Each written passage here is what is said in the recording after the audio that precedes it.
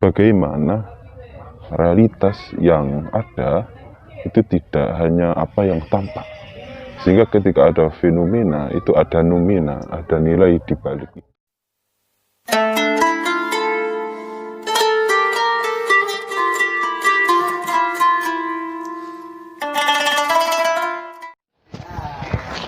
Assalamualaikum warahmatullahi wabarakatuh. Kita kembali lagi pada season kali ini adalah season untuk mengkaji atas suatu fenomena pada wilayah suatu kebijaksanaan yang itu mendalihkan atas kebenaran. Memang memerlukan proses, memerlukan suatu tindakan. Kalau kita sadari, setiap manusia ini memiliki kemampuan yang dimiliki, yang memang diberikan oleh Tuhan. Semisal kalau menjadi alat pembendaraan untuk melihat suatu objek, kita mempunyai tiga, yakni kita mampu untuk berpikir, yakni mempunyai akal budi, terus juga kita memiliki namanya hati yang juga mampu untuk bisa mengolah pada realitas, terus juga mempunyai indera. Ini kan menjadi pembendaharaan istilahnya untuk bisa mencoba melihat sesuatu apapun itu. Pada wilayah ini pembahasan ini adalah membahas tentang fenomenologi, suatu kajian filosofi yang dibawa oleh Edmund Husserl dan dilanjutkan oleh muridnya Martin Heidegger.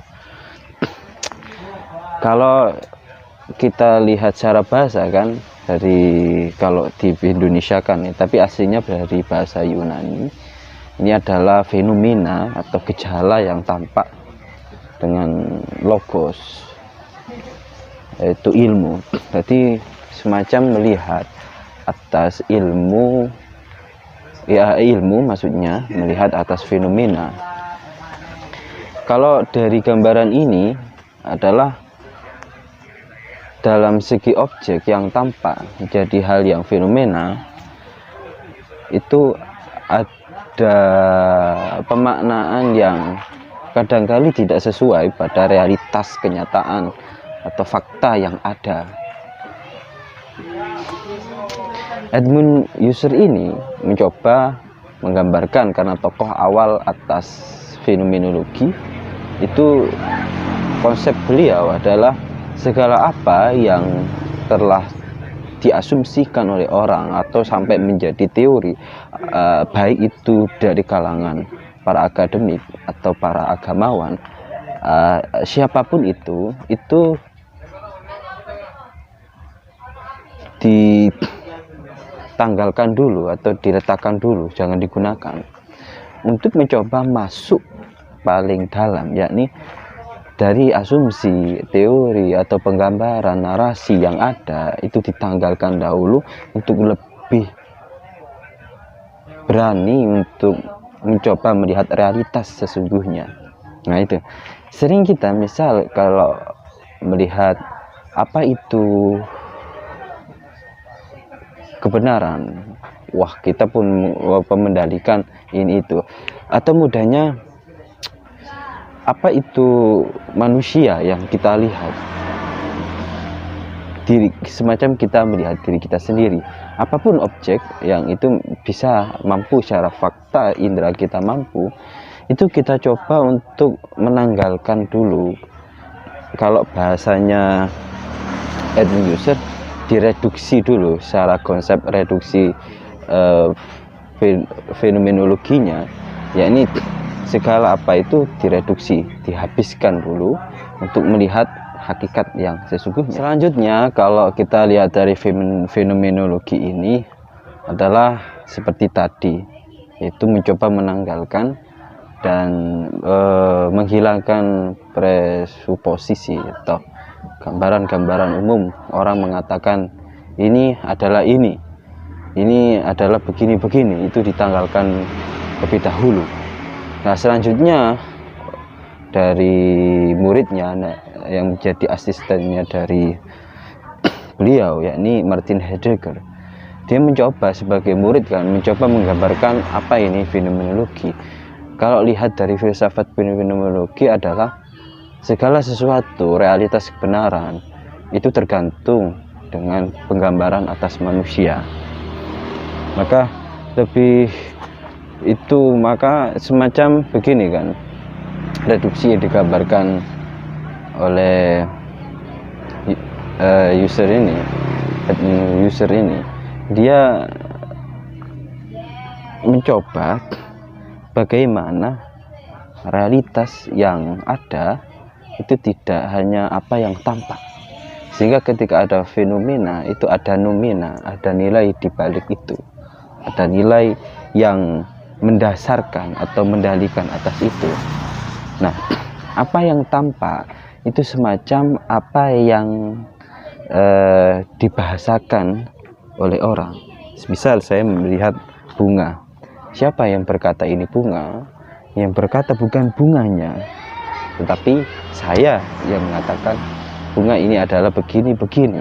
Nah, dari fenomenologi yang digambarkan ini dari Edmund Husserl ini mencoba dari objek yang dilihat dia berbicara sendiri, sehingga ada jarak dulu, biarkan dia berbicara dalam nuansa pikiran kita juga kan, untuk bisa mengartikulasikan makna dari objek yang mencoba membahasakan pada dirinya. Nah, secara entitas kan terasa, secara fakta dia mendalikan itu.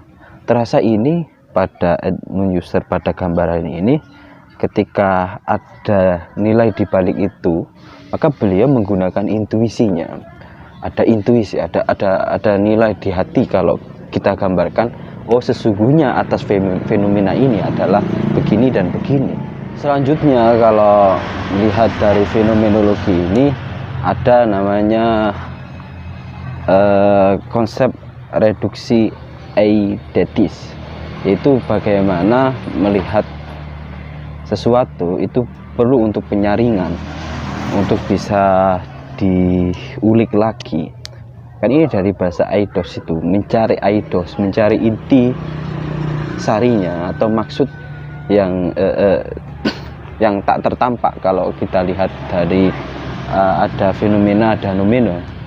Nah, dari reduksi ini mampu untuk bisa menyingkirkan berbagai gambaran, yaitu banyaknya tabir-tabir yang menutupi, banyaknya interpretasi atau pemaknaan atas itu, sehingga mencoba lebih tajam lagi, kan semacam mempertajam atas suatu konsep kan, untuk mampu menghasilkan atau menjelaskan, timbullah suatu interpretasi atau pemaknaan yang baru.